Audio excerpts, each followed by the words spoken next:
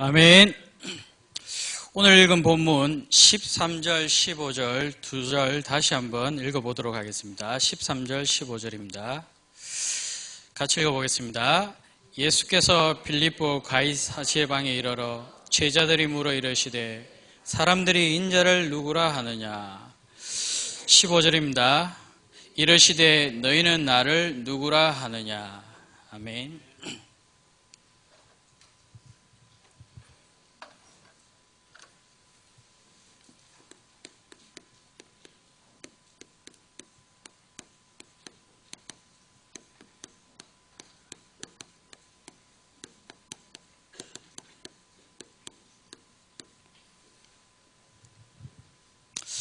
오늘 예수님이 물었습니다.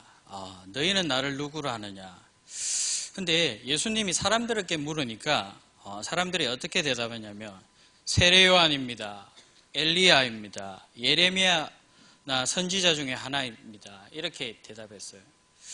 근데 베드로 제자가 이렇게 대답했습니다. 주는 그리스도시요 살아계신 하나님의 아들이십니다. 왜 똑같은 예수님을 보고 이렇게 다르게 대답했을까요? 왜 제자들과 사람들이 다르게 대답했을까요? 만약에 예수님이 여러분들에게 너희는 나를 누구라 하느냐 물으신다면 어떻게 대답하시겠습니까? 한번 대답해 보시기 바랍니다. 하나, 둘, 셋.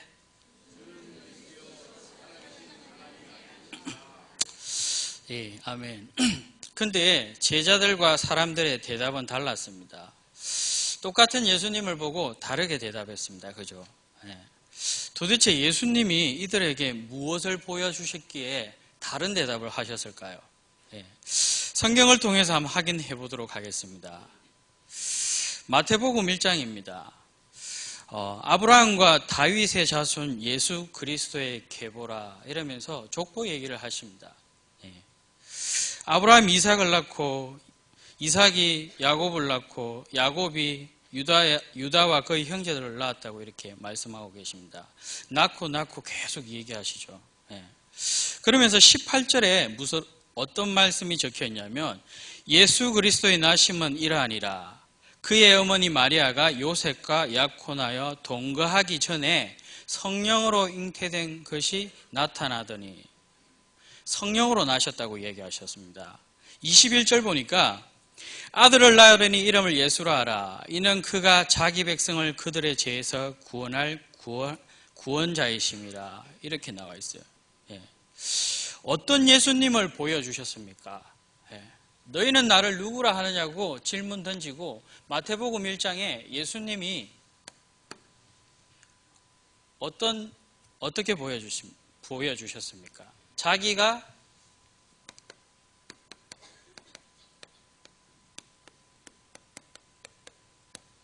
족보 얘기를 하는 것 같지만 자기가 하나님의 아들이십니다.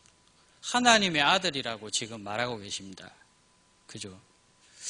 그러면서 계속해서 이런 말씀이 나와요.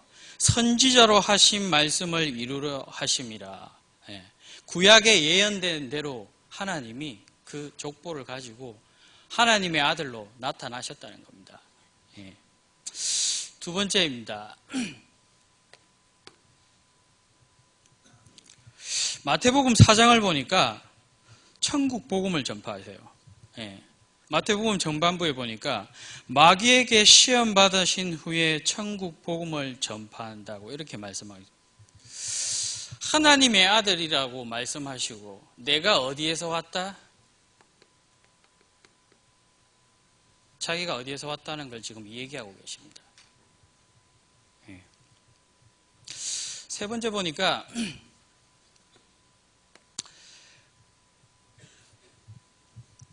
마태복음 5장을 보니까 복을 설명하십니다. 심령이 가난한 자 복이 있다. 애통하는 자 복이 있다. 온유한 자 복이 있다. 의에 줄이고 목마른 자 복이 있다. 궁휼히 여기는 자 복이 있다. 마음이 청결한 자 복이 있다. 화평케 하는 자 복이 있다. 을을 위하여 박해받는 자 복이 있다. 이렇게 얘기하십니다. 복을 설명하십니다. 그러면서 내가 율법과 선지자를 폐하러 오신 것이 아니라 완성하러 오셨다고 얘기하셨습니다. 예.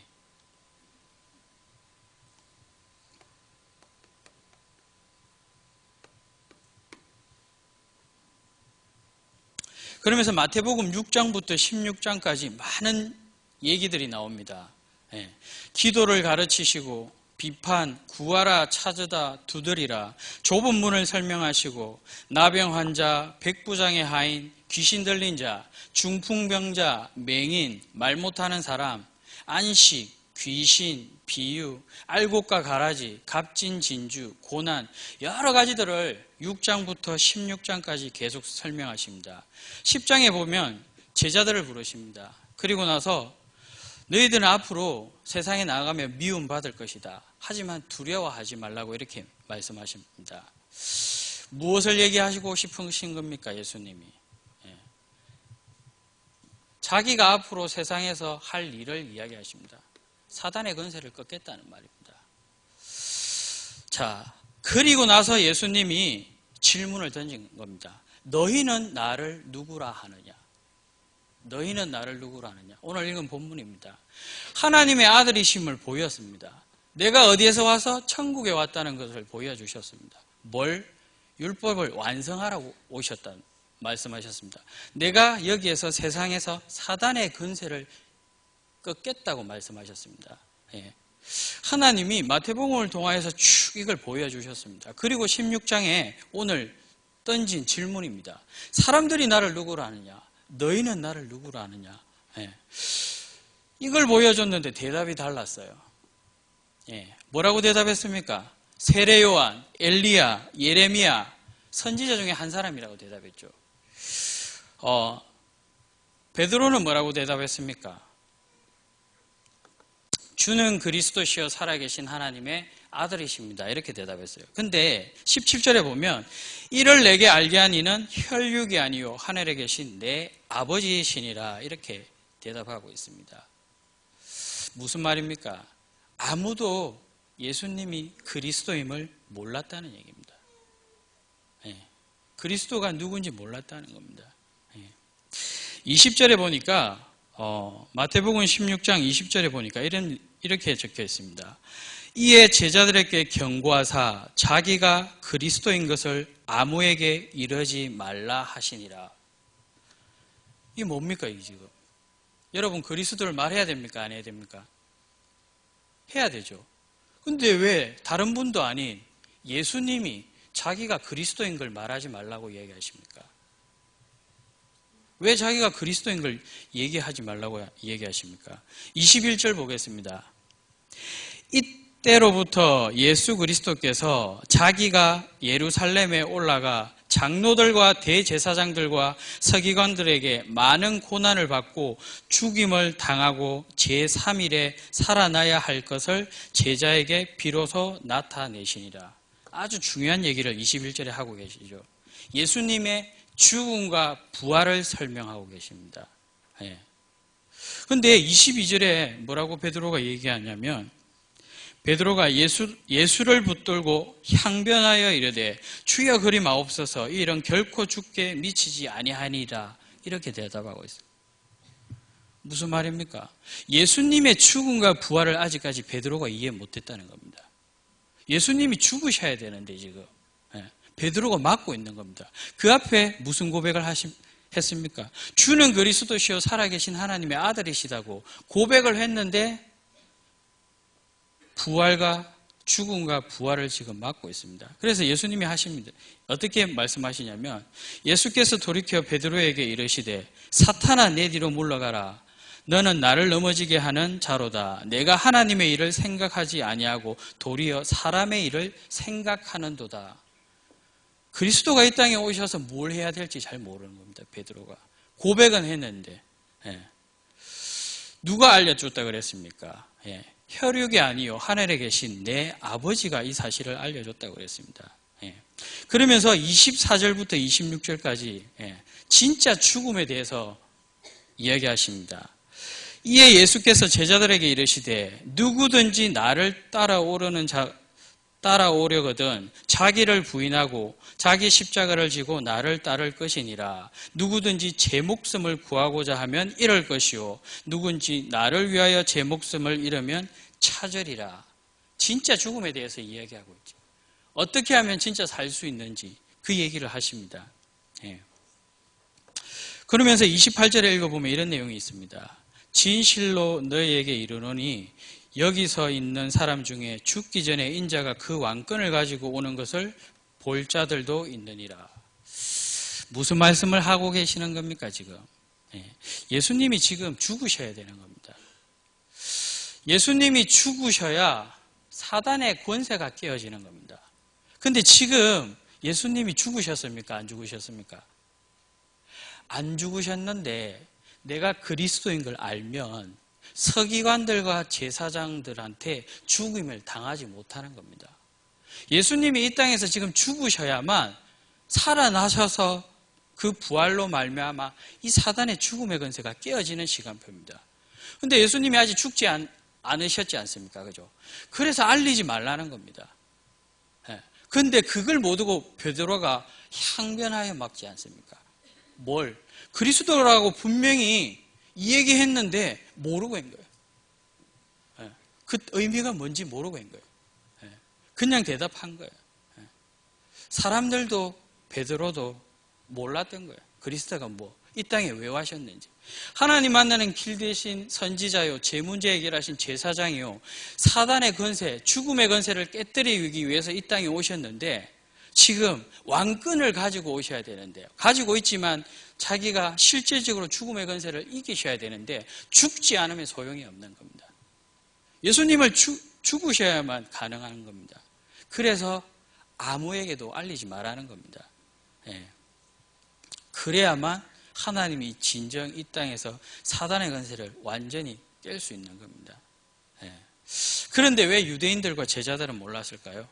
마태복음 2장 2절 보니까 메시아가 유대인의 왕으로 오시고 베들레헴으로부터 오시고 9장 27절 보니까 다윗의 계통을 통하여 태어날 것이라는 걸 분명히 알고 있었는데 왜 하나님의 아들이라고 말하는 자가 없었을까요? 왜 세례 요한이라고 그랬을까요? 왜 엘리야라고 그랬을까요? 왜 예레미야라고 그랬을까요? 진짜 하나님을 그리스도라고 알고 말하는 자가 왜 한 명도 없었을까요? 유대인들에게 많은 역사가 있었죠. 언약을 놓친 이스라엘, 계속해서 전쟁을 통하여서 포로되고 속국되고 노예당하고 어려움 당하게 됩니다. 그런데 포로되고 속국되고 노예되고 어려움 당하는 가운데 그 헬라 시대에 셀류크 왕조 때 유대인들을 이스라엘 민족한테 가혹한 통치를 받게 됩니다. 이 이스라엘 민족들이. 그때 이스라엘 민족들한테 뭐가 생겼냐면 메시아 대망 사상이라는 게 생겨나게 되었습니다. 민족적이고 정치적인 입장, 자신들의 최종 세계를 지배하게 될 위대한 왕이 나타날 거다. 이렇게 생각했던 거죠. 그러면서 하나님이 주신 원래 복음 다 놓친 겁니다. 환경을 통하여 새로운 대망 사상을 갖게 된 겁니다. 어떤 왕을 원했냐? 다윗 같은 왕, 모세 같은 지도자, 출애굽시킨 솔로몬 같은 왕, 이런 왕을 원했던 겁니다. 진짜 하나님이 하시고자 하는 이 땅에 인간을 구원하시고자 하는 그 이유를 몰랐던 겁니다. 그러다 보니까 선민사상에 빠지고 율법주의에 빠질 수밖에 없었던 겁니다. 그래서 이들한테는 고린도전서 1장 23절 보면 그리스도의 십자가가 걸림돌이었어요. 진짜 그리스도의 의미를 몰랐기 때문에. 그래서 예수님의 수제자 베드로까지 마태복음 6장 21절 항변하여 막지 않습니까? 그리고 사도행전 1장 6절 읽어보면 이스라엘의 회복하심이 언제니까 제자들이 묻지 않습니까? 그죠? 그러니까 심판주의 그리스도보다 자기 나라 이스라엘을 회복할 그 선민사상에 빠져서 다른 걸 구하고 있는 겁니다. 그래서 유대인만을 위한 왕국을 빨리 갖기를 원하는 겁니다. 거기에 대한 메시아가 지금 필요한 겁니다. 우리는 어떤 그리스도가 필요하십니까? 내 병 낫기 위한 그리스도가 필요하십니까? 나 잘 먹고 잘 살기 위한 그리스도가 필요하십니까? 좋은 대학 가기 위한 그리스도가 필요하십니까? 여러분들은 어떤 그리스도가 필요하십니까? 잘못 환경에 속아서 진짜 하나님이 이 땅에 오셔서 하나님의 아들로 천국에서 율법을 완성시키러 사단의 권세를 깨신 그 예수 그리스도를 알지 못하면 고백이 아닌 겁니다. 나의 고백, 누가? 사단이 알고 있습니다. 진짜 그리스도를 만나셔야 되는 겁니다. 그래서 이 유대인들이, 이 제자들이 뭘 놓친 겁니까? 다른 것 아닌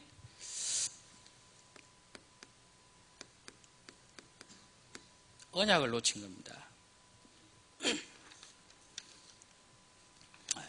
어떤 언약을 놓쳤습니까?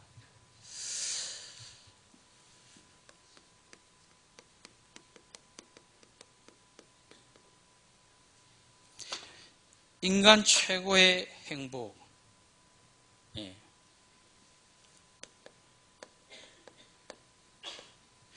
인간 최고의 행복이 뭔 줄 몰랐다는 겁니다. 이 인간 최고의 행복이 뭡니까? 그리스도, 이걸 아는 자입니다. 이 비밀을 가지고 있는 자입니다. 인간의 근본 문제, 창세기 3장 1절부터 5절, 이거 해결할 자로 이 땅에 누구를? 참 선지자를, 요한복음 14장 6절 보내주셨습니다. 우리의 인간의 제 문제를 해결할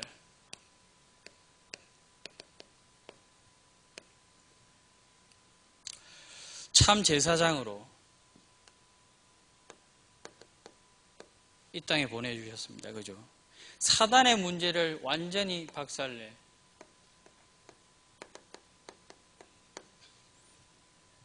참 왕으로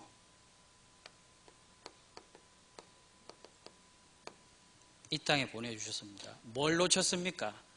이 언약을 놓친 겁니다. 누가? 우리와 유대인들이 잘못된 선민 사상에 빠져서 환경의 노예가 되어서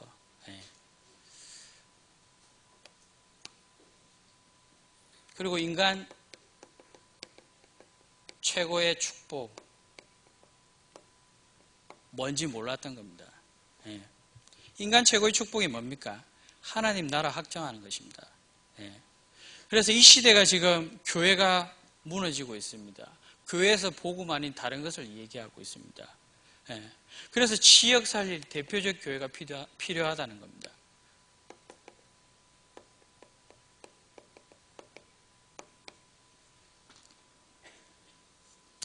그래서 제2의 바벨탑 운동이 지금 일어나고 있는데 그것 때문에 우리의 모든 후대들이 다 죽어가고 있습니다. 그래서 무엇이 필요하다고요? RUTC, 영성훈련,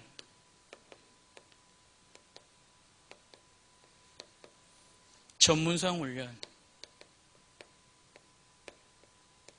이것만이 하나님 나라 확장할 수 있는 겁니다. 이게 우리의 최고의 축복입니다. 인간이 12가지 재앙으로 말미암아 계속 끊임없이 고통당하고 있습니다. 누가 일어나야 됩니까? 로마서 16장의 일꾼들 일어나야 될 줄 믿습니다. 인간 최고의 행복, 인간 최고의 축복, 인간 최고의 힘입니다.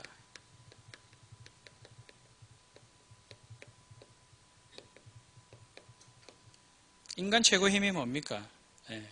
문제, 사건, 환경 관계없이 성령 충만, 하나님과 함께하면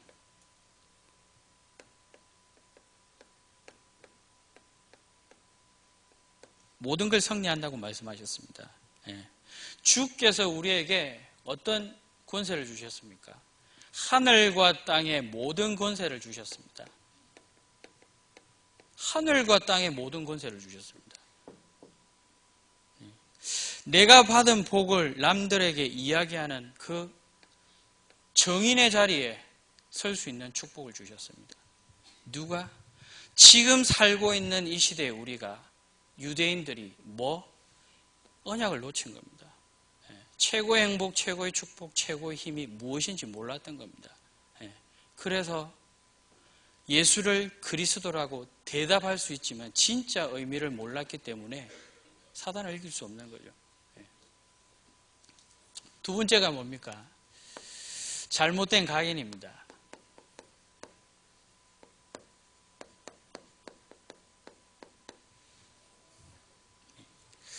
잘못된 게 뿌리 내리기 때문에 계속해서 올바른 고백을 할 수 없었던 겁니다. 우리의 능력으로는 안 됩니다.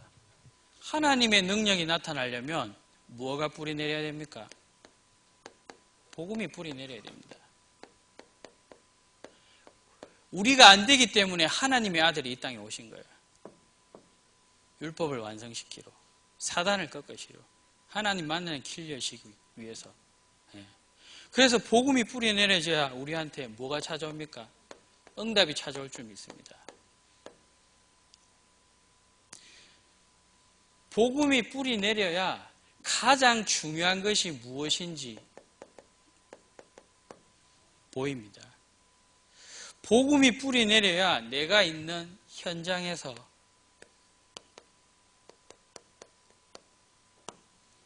승리할 수 있는 비밀, 무엇을 해야 될지 아는 것입니다. 찾을 수 있는 겁니다. 그 다음 전도의 뿌리입니다. 전도가 뿌리 내려져야 하나님을 체험할 수 있는 기회를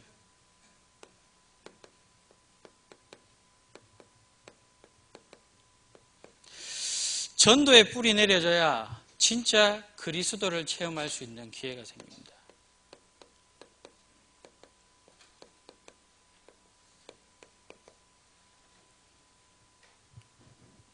전도의 뿌리 내려져야 성령의 역사를 체험할 수 있는 기회가 생깁니다.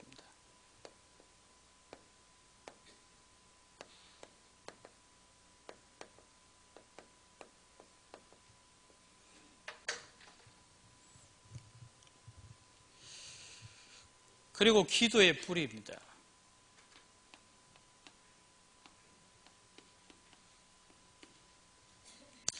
기도가 뿌리 내려져야 나의 잘못된 각인을 바꾸는 시간표입니다.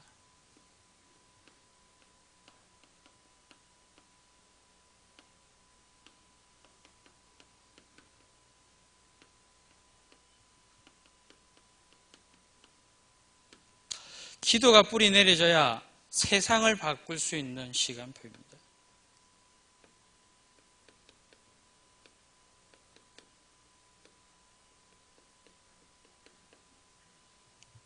기도의 뿌리 내려져야 하나님 계획 속에서 나를 찾는 시간표를 볼 수 있는 겁니다.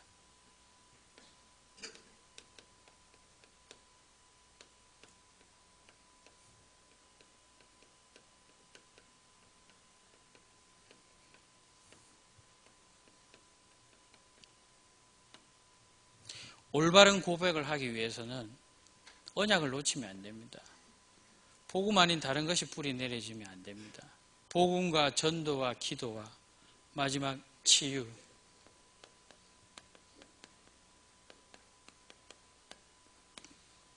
치유가 뿌리 내려져야 하나님의 계획이 보입니다.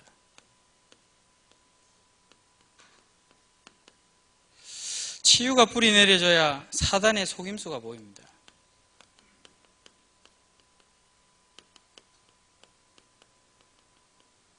치유가 뿌리 내려져야 복음의 능력이 사실적으로 보입니다.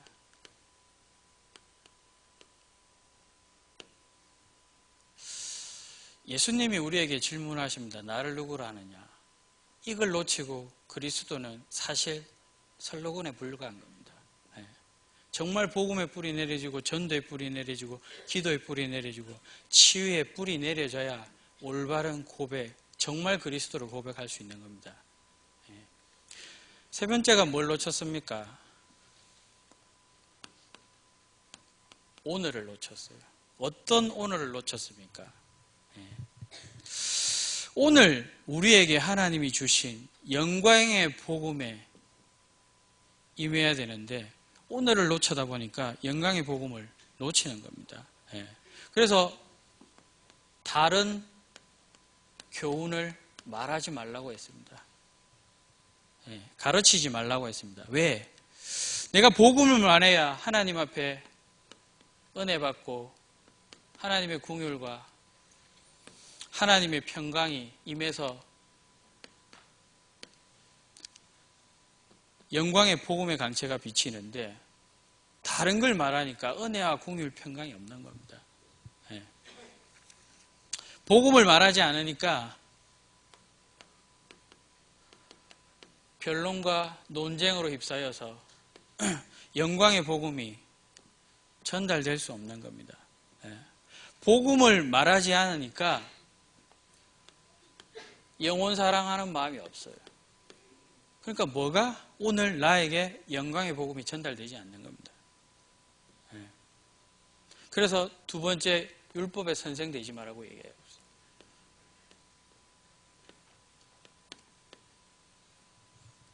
왜? 말에 속는다는 겁니다.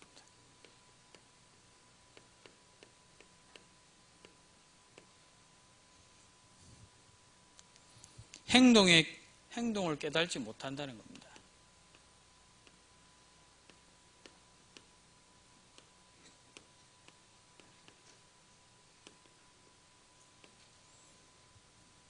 잘못 쓰면 악한 것이 된다는 겁니다.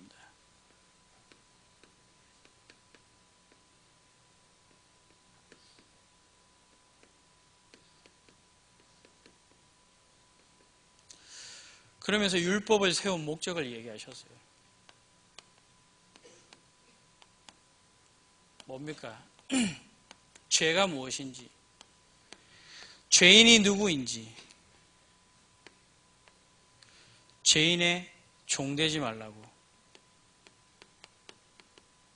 복음 누리라고, 그리스도를 누리라고 얘기하셨어요. 오늘 사는 저희들에게 예수님이 이렇게 질문하시면 이 세 가지를 반드시 누리고 있어야 됩니다. 그냥 그리스도 대답했다고 사단이 떠나가지 않습니다. 오늘 나에게 이 세 가지가 있습니까? 내일 나에게 이 세 가지가 있어야 됩니다. 반드시 이 세 가지가 있어야 됩니다. 그래야만 올바른 고백을 할 수 있습니다. 진짜 그리스도가 누구인지 알 수 있습니다. 분명히 하나님은 하나님의 아들이고 천국에서 왔고 율법을 완성하시고 사단의 근세를 깨겠다고 말씀하셨는데 사람들은 다 자기 환경에 묶여서 자기 상처에 묶여서 다른 대답을 하고 말았던 겁니다.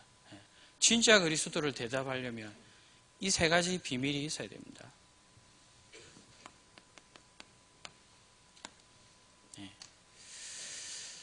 그리스도를 올바르게 고백하기 위해서 이 1, 2, 3번을 잊지 않는 방법이 있습니다. 그게 무엇입니까?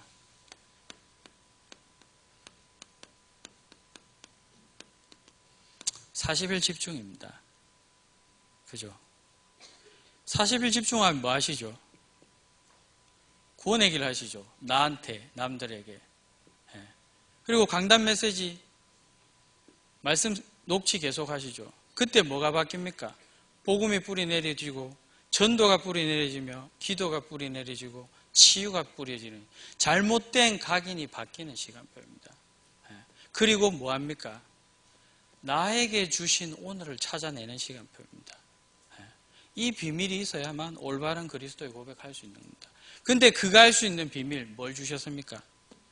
40일 집중을 주셨습니다. 그게 뭡니까? 인간 최고의 행복, 인간 최고의 축복, 최고의 힘 누리는 방법입니다. 원단 메시지가 성취됐죠. 두 번째 133일 운동입니다. 이걸 확인할 수 있는 방법입니다. 하루 한 명에게 복음 제시하고 일주일에 3명 영접시키며 1년에 3명 교회와 한 곳의 말씀 운동 확인할 수 있는 방법입니다. 하나님이 우리에게 주신 최고의 축복 세계복음화 하기 위해서 나한테 300명의 영혼을 가슴에 품고 기도할 수 있는 비밀을 허락하신 줄 믿습니다. 이 축복을 누리셔야 되는 줄 믿습니다. 지식적으로 그리스도를 고백하는 것이 아니라 정말 그리스도가 무슨 뜻이며 하나님이 이 땅에 오신 이유를 정확하게 알고 사단의 근세를 깨뜨리기 위해서 오셨다는 사실을 아셔야 됩니다. 모르고 고백할 수 있습니다. 지식적으로 얼마든지 그리스도 삼직 얘기할 수도 있어요. 하지만 그리스도는 우리의 환경에 묶이시는 분이 아닙니다. 우리의 일에 묶이시는 분이 아니에요. 우리의 수준에 묶이시는 분이 아니에요. 그리스도는. 그래서 그리스도가 참왕, 제사장, 왕으로 오셨습니다. 이렇게 오셔야 되는 방법을 아직까지 이해가 안 되신다면 아직까지 구원을 한번 좀 다시 생각해 보셔야 됩니다. 왜 돈 많은 왕으로 이 이스라엘 백성들처럼 다윗 같은 왕으로 오시지 않고 이렇게 삼직분 가지고 오셨는지, 이게 아직까지 이해가 잘 안 되시면 진짜 구원의 비밀을 못 누리시는 거예요. 인간 구원은 이스라엘을 위한 것이 아닌 이스라엘 왕국을 건설하기 위한 게 아닙니다. 눈에 보이지 않는 사단이 존재하고 있고 아직까지 건재하며 그것을 이길 수 있는, 죽음의 권세를 깨뜨릴 수 있는 그 길은 그리스도밖에 없다는 사실을 제대로 알고 계셔야 됩니다. 한 주간도 그 은혜와 그 응답을 누리셨으면 좋겠습니다. 기도하겠습니다. 살아계신 하나님 감사합니다. 이 땅에 좋은 것이 우리의 마음을 뺏을 것들이 너무나 많은 줄 압니다. 하지만 정말 복음을 깨닫고 복음을 누리며 복음을 알게 하는 은혜를 허락하게 하여 주시옵소서. 그 복음의 비밀에 하나님, 사탄은 무너질 수밖에 없는 줄 믿습니다. 우리의 과거와 현재, 미래의 모든 축복이 다 들어있는 줄 믿습니다. 하나님, 우리 2014년 원단 메시지를 통해서 인간의 최고의 행복, 축복, 힘이 무엇인지 알게 하시고, 우리가 다른 것 아닌 복음의, 기도의, 전도의, 치유의 뿌리 내릴 때 우리가 정말 하나님 앞에 축복받을 수밖에 없는, 모든 것을 알 수밖에 없는 하나님, 사람임을 하나님 재발견하게 하시고, 오늘 나의 시간표 속에, 오늘 한 주간의 시간표 속에 하나님의 영광의 복음의 강체가 그 비밀을 누릴 수 있는 귀한 시간 될 수 있도록 한 사람도 빠짐없이 영광의 모든 하나님 성도들에게 이 비밀을 허락하게 하여 주시옵소서. 그래서 지역과 민족과 열방을 살릴 수 있는 그리스도의 언약을 붙잡고 나아가는데 조금도 부족함이 없는 로마서의 16장의 제자와 일꾼들이 되게 하여 주시옵소서. 예수 그리스도 이름으로 기도드립니다. 아멘.